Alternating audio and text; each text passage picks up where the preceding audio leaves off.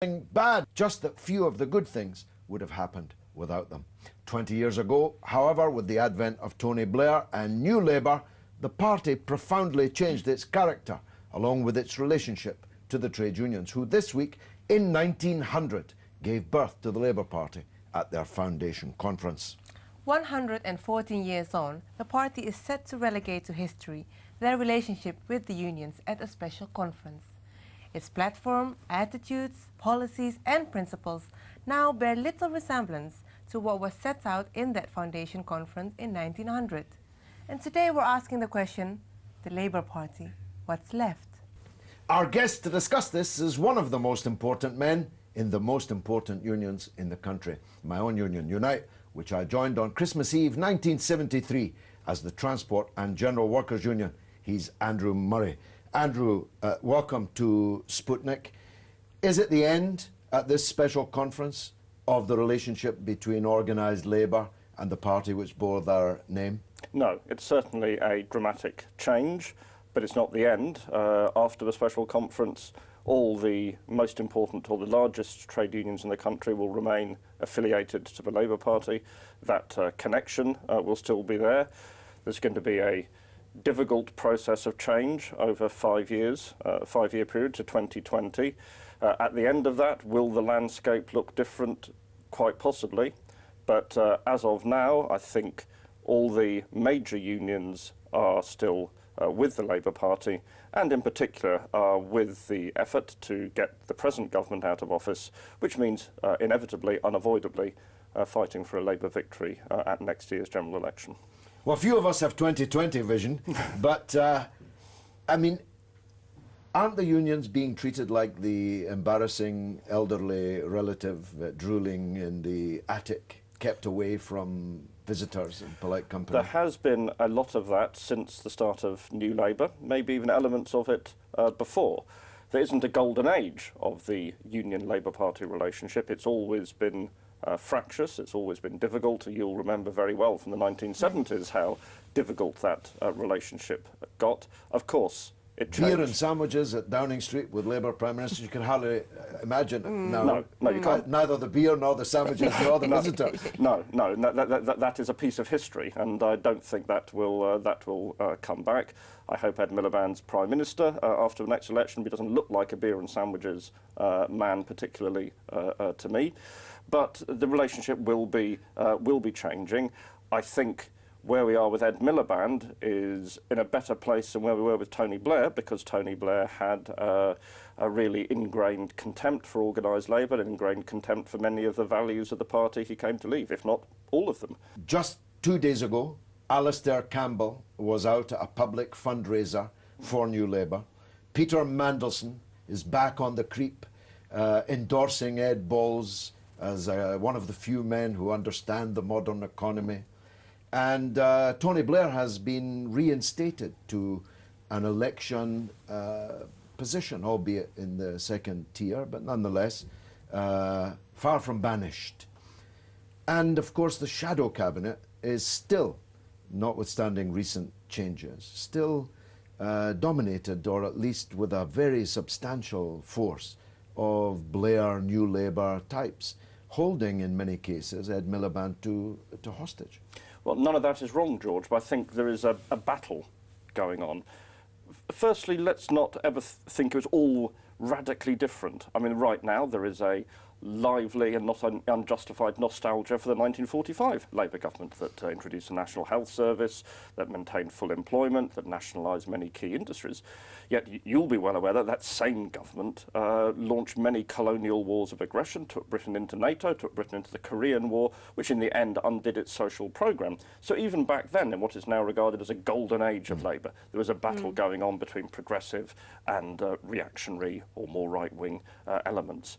Now, today, everything you say is right. On the other hand, one could say, well, Ed Miliband has said he will tackle energy prices, he will force house building, a big house building programme, he'll repeal the bedroom tax. It's the old question, which people say, is the glass half full or is it half empty? Which I always say isn't a Marxist approach to water in glass. The question is it filling up or draining away? And who can actually give a categorical answer to this? I don't think anyone could be certain, but there is an argument going on. I'm convinced that union voices are being heard in that. Public opinion, even the dimmest New Labour apparatchik, is vaguely aware that after the crash of 2008, the old model can't be brought back to life intact. They realise something has to be done differently. And these things will be resolved to some degree on the power of the contending forces. If the trade unions get their act together politically and industrially, rebuild their strength, that will be an important weight in the scales. And that's why Len McCluskey warned this week... The leader of Unite. Leader of Unite, the General Secretary of Unite, warned against any prospect of a Lib-Lab agreement after the next general election, if there's another hung parliament, because the presence of people like Clegg, the Orange Book, free market liberals, in alliance with some of those elements in the shadow cabinet that you rightly say have hardly broken from the neoliberal dogmas of the past, that, of course, would fatally compromise the best intentions of Ed Miliband and the Social Democrats in the Labour Party. When I attended my first Labour Party conference in 1974, we, the unions, had 80% of the voting power in that conference. We elected a National Executive Committee which had real power, was a real powerful organ in the party, and the unions were overwhelmingly decisive in those elections. They elected the treasurer, they elected the trade union section, and the constituency Labour parties were, of course, to the left of the unions in those days.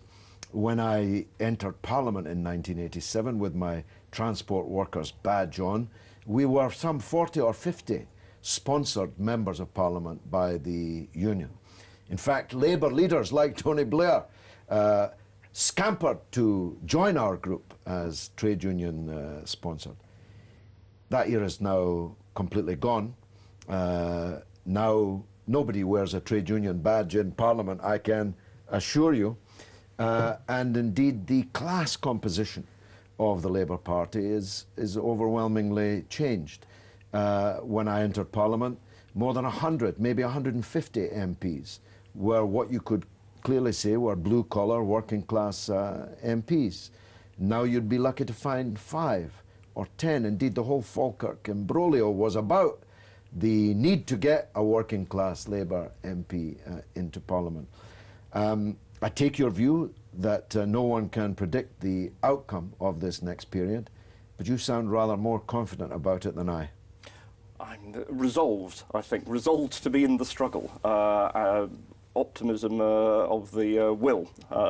That's my attitude towards this. There aren't any predetermined outcomes, obviously. This debate takes place against enormous setbacks for socialism in the world and the labour movement in Britain and other countries over the last generation. We haven't recovered fully from those setbacks. But you have to come back to the position. We have a general election a little over a year away. Realistically, in the great majority of constituencies, the choice is the re-electing a candidate from the coalition parties or a candidate from the Labour Party, and that's something where we have to fight to make the best of, in my opinion, at this juncture. If after a general election we find we're in a different political situation emerging, for the better or the worse, of course we have to make the best judgments we can at that time. Andrew, coming from the Netherlands, the way I see it is that the Labour Party, the classical formation of the Labour Party, changing and moving further away from its original principles, is not unique to UK. It's throughout Europe. That's certainly the case. The problems we're discussing are international ones, certainly pan-European ones. The same factors that have impacted on the British Labour Party in a particularly lurid form are present generally. Of course, each country also has its own background. In some countries, France, Italy, there was powerful communist parties at one stage. Now, I know there is a powerful left of Labour Party in the Netherlands with its own roots Netherlands and Germany. But I still think Germany's a good example, no? Yeah, well, Germany, of course, is a unique, absolutely unique, that half the country, or a third of the country, used to be socialist. And that, of course, is where the main electoral base of Die Linke exists. That's not a situation we can recreate in Britain, when none of the country has ever been socialist. No, especially now with the system. So let's look at that. But I think the general issue, which is still reuniting the principles of socialism with the mass of working class political people through their organisations, that still remains the task. And if I say I think now there's still an argument to be had, a battle to be fought in the Labour Party, I don't at all set myself up to go to the Netherlands or to France or to Spain and say that they would make the same choice in their circumstances. There are differences. Andrew Murray, thanks for that. A good argument. We'll have to continue it. Let's hope we're both still here in 2020 with clear vision. Coming up after the break, we'll be looking at the breakup of the Ukraine, which looks increasingly likely following the Western-funded and backed coup which has taken place in Kiev. We'll be right back.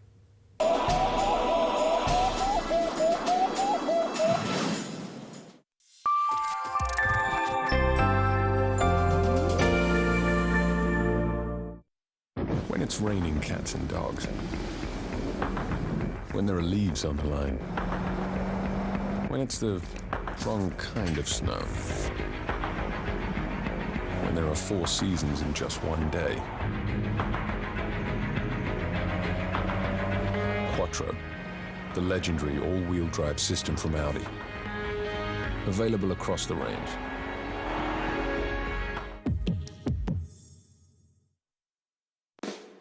On the Asda checkout today, we have Asda Over 50s Life Cover. First off, it's for you if you're aged between 50 and 80 and live in the UK. There's no medical and no embarrassing health questions. You're guaranteed to be accepted. Premiums start from just £5 a month. You can choose cover from a minimum of £650 up to a maximum of £10,000. Your premiums are fixed and will never change, so you'll always know what to expect. Unlike some other plans, you'll be fully covered after just 1 year. And your family will get a cash lump sum when it really matters. There's no cuddly toy, but you will get a £30 Asda gift card as a thank you after your plan starts. So if you're thinking of shopping around for Over 50s life cover, call now on 0800 121 6000. That's 0800 121 6000. Or visit asda.com/over50s today. If your car is written off, at Direct Line we don't just offer you a cheque. We could also source a replacement for you. And you can even upgrade by paying the difference. Plus, if you get a quote from us 10 days or more before your policy start date, you'll get 20% off. It's good to deal direct, so take the Direct Line.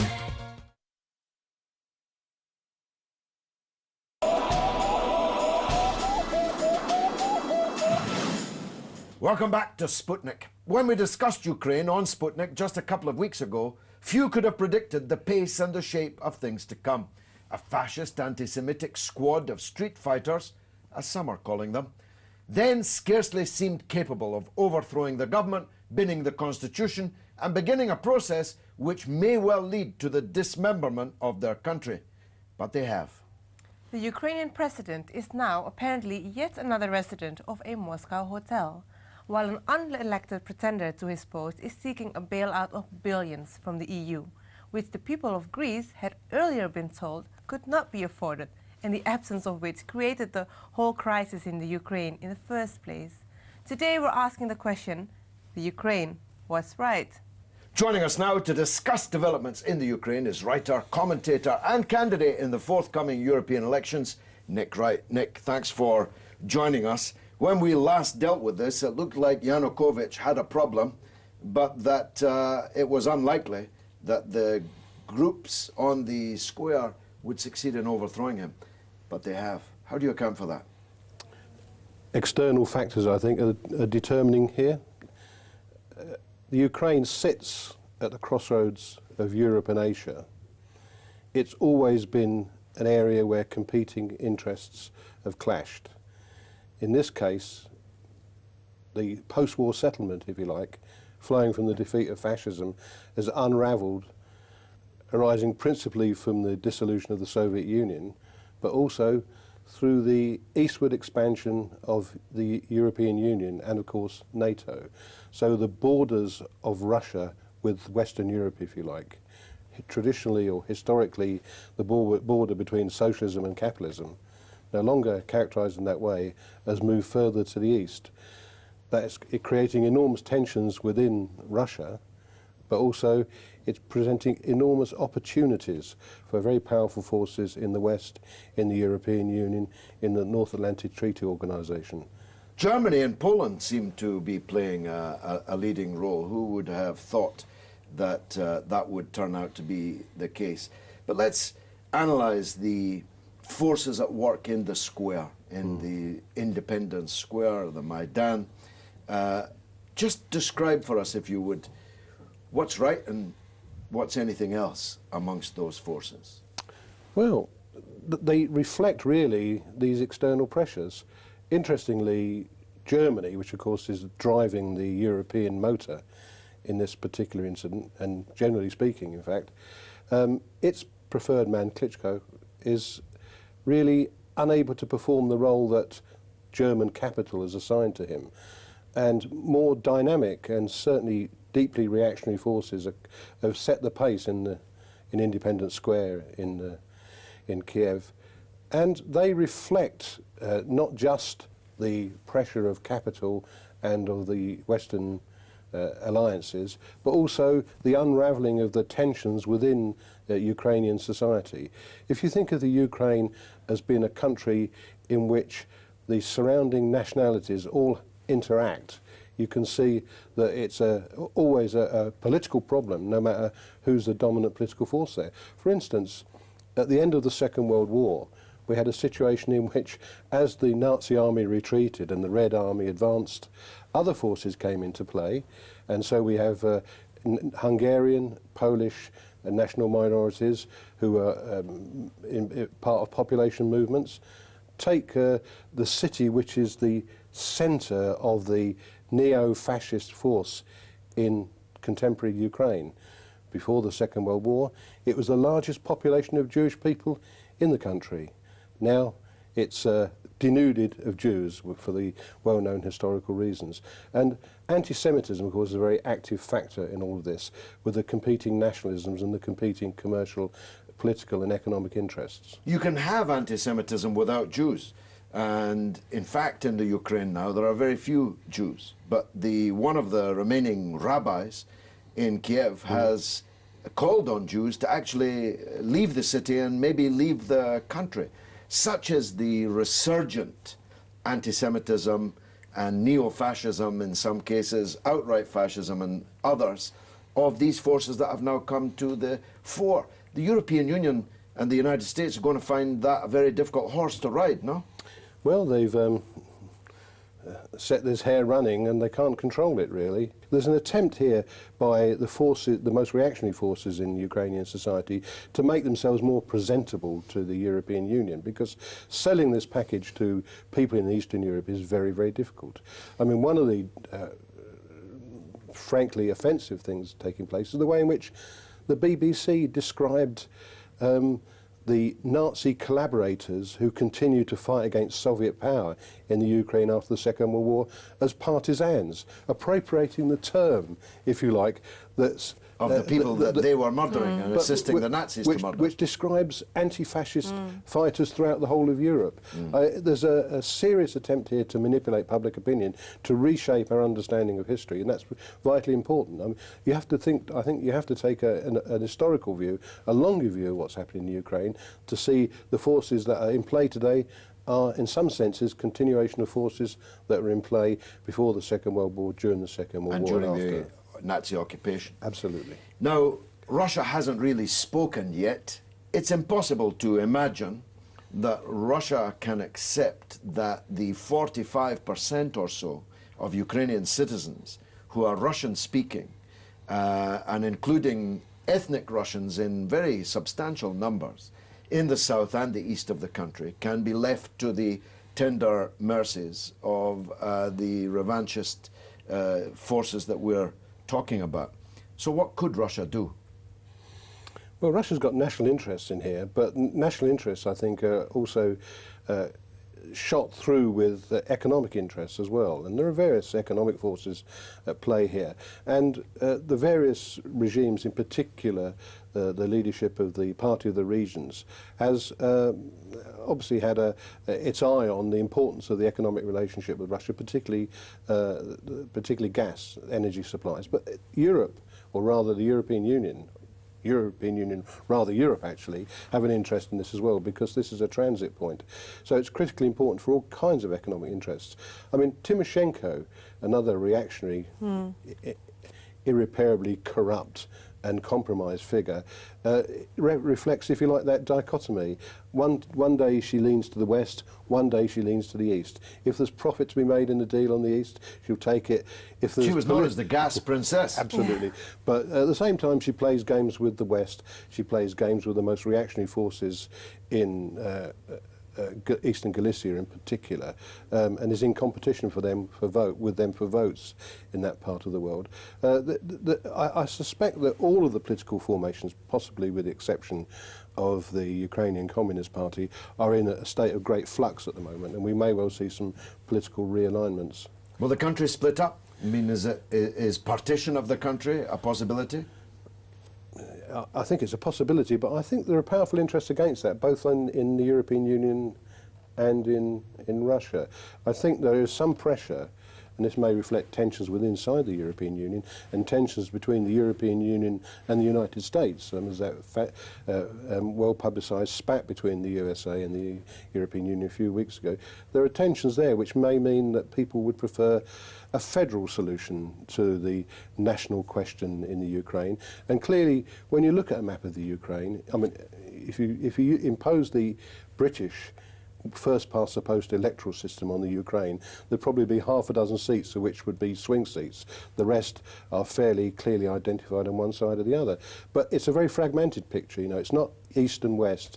It's there are national minorities, there are linguistic groups, there are economic interests. For instance, there's several dozen MPs elected in the last election who weren't on any of the party lists. They had a serious local base. So it's a much more complex political situation in the Ukraine than I think the simplistic analyses which are predominant in the media in Britain and Western Europe and the United States really allow for.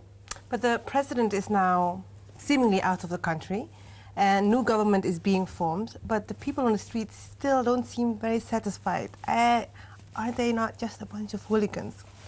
There's a very powerful hooligan element in there, that's absolutely true. But I think there's also one of the factors driving the movement on the streets is the deep revulsion right throughout Ukrainian society against corruption. And this is the inevitable consequence of the breakup of the Soviet Union and of the encroachment of foreign capital with particular interests, and also the way in which people were able, some very corrupt people and criminal people were able to aggregate enormous wealth. They've appropriated collective social public property. It's now private property, and with that comes the inevitable corruption, and with that political stresses and strains.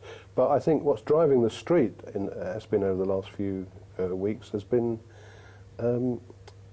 the actions of the far right, who are particularly well organised and supported. Very interesting. And funded. Very interesting commentary in the Chinese press just the last couple of days, which pointed to the theatrical, orchestrated, visual nature of the protests in central Kiev, in which they had a kind of spectacle air about them. But for instance, you know, these flames. Every time the flames died down, somebody would put a bit more kerosene on them so that the cameras had a dramatic image. And I think we have to be very critical of the media in this country. I mean, Channel 4 News, which is probably one of the better news services in Britain, had some frankly appalling coverage from Matt Fry. Of course, he's got a big track record in Central Europe and Germany. You know, and I think we have to be very sensitive to what the different forces are at play here and how these are represented in the media. The political reality on the ground is more complex than it appears on the surface. Nick Wright, thanks for joining us on the Sputnik. Now it's your turn to tell us what you think in the social media review. What's rattling, Gayatri? Labour Party, what's left? Someone under the name Theresa May says, left, right, when the light goes dark and they're all in the shadows, there's no difference. They are all literally in it together. What a wonderful tweet. That can't be the real Mrs. Theresa May. I don't think so either. But it's a wonderfully profound observation. Very cool. I must say Andrew is very sanguine about... I didn't want to embarrass him, but the unions are paying a huge sum of money, many millions of pounds every year, for clearly and clearly delineated diminishing returns. Yeah. Anyway, go on. Wake Up UK says Labour brings nothing to the table except embarrassment. And this is exactly the line which was in The Guardian this past week about Tony Blair, of course. How Blair has gone from an icon to an embarrassment. Yeah. But Miliband doesn't seem able to shake him off. Another good one from Russell Bland saying, how about right Labour? Quite catchy, double meaning, yet only one is correct. They're right. I don't actually myself accept that. We will, of course, be discussing both the Conservative Party and the Liberal Democrats, for that matter, over the course of the next months, and no doubt that will become apparent. So, the Ukraine, what's right there? To which Maya replies, NATO hawks are already swooping in. They've been waiting for this. And then Andrew Richard comes with, I believe the definite article isn't right anymore. The Ukraine was the old Soviet label. Imagine me making a mistake like that. That's all we've got time for this week. Which sadly means that's the end of the show. Meantime, you can reach us on Twitter at RT_Sputnik, and on Facebook, you know it, it's Sputnik on Russia Today. It's goodbye from me, Gayatri. And from me, George Galloway. It's been marvellous.